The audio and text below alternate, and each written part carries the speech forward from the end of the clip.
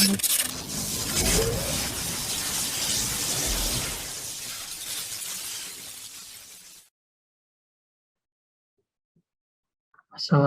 warahmatullahi wabarakatuh. Perkenalkan, nama saya Muhammad Rafi Fadlur Rahman dengan NIM 1401213 Saya dari kelas MB 4508.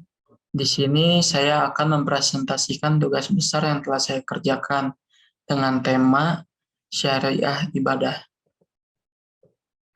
Ibadah ini secara etimologi berasal dari kata bahasa Arab yaitu abida yabudu abdan ibadatan, yang berarti taat, tunduk, patuh, dan merendahkan diri kepada Tuhan. Dan tujuan dari ibadah ini memberikan banyak manfaat atau kebaikan bagi siapa saja yang melaksanakannya, dan agar manusia terhindar dari hal-hal yang buruk. Dan ibadah ini terbagi menjadi dua jenis, yaitu ibadah mahdhah sama ibadah ghairu mahdhah. Yang pertama ini ibadah mahdhah. Ibadah mahdhah itu suatu ibadah yang berhubungan dengan perjalanan syariat Islam yang terkandung dalam rukun Islam. Contoh ibadah mahdhah antara lain ada zakat, puasa, haji, sama sholat. Nah, ibadah mahdhah ini memiliki 4 prinsip. Yang ke-1 itu keberadaannya yang berdasarkan adanya dalil perintah yang berdasarkan baik dari Al-Quran maupun Al-Sunnah. Jadi, ini itu merupakan otoritas wahyu, tidak boleh ditetapkan oleh akal atau logika ibadah, dan akhlak keberadaannya haram kita lakukan selama tidak ada perintah. Yang kedua ini bersifat suprarasional, yang berarti ibadah bentuk ini bukan ukuran logika, karena bukan wilayah akal, melainkan wilayah wahyu. Akal hanya berfungsi memahami rahasia di baliknya yang disebut hikmah at-tasyri'.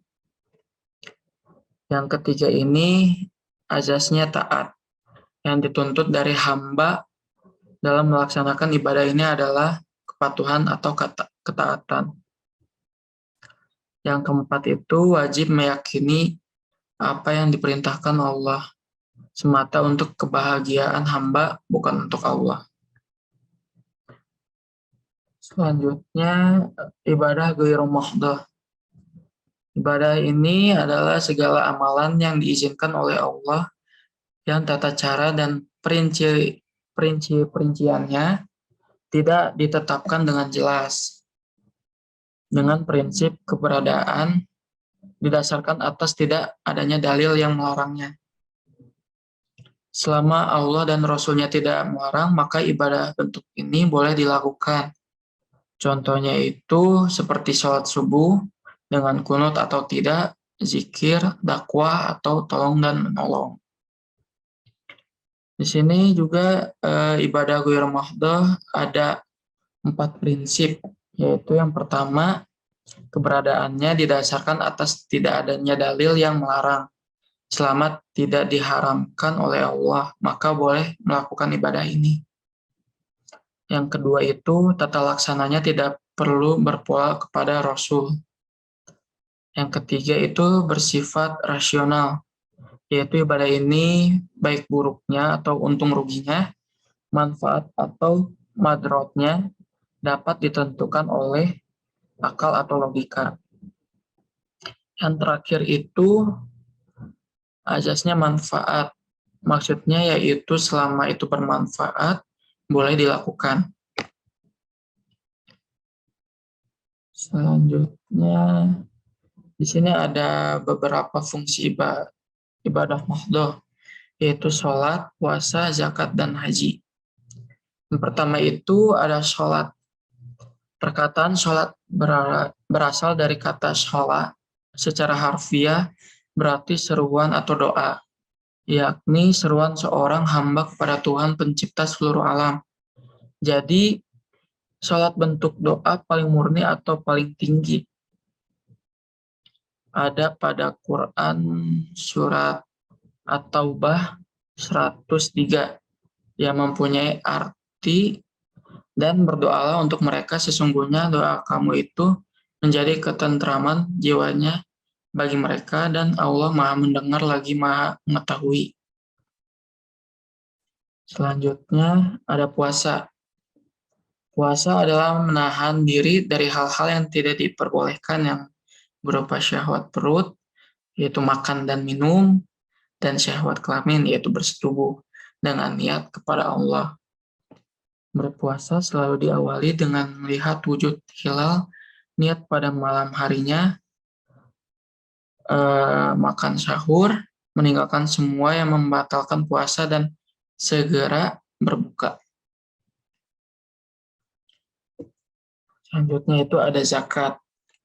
Zakat ini berasal dari bahasa Arab yang merupakan bentukan kata dari zakat yang berarti suci, baik, berkah, tumbuh, dan berkembang.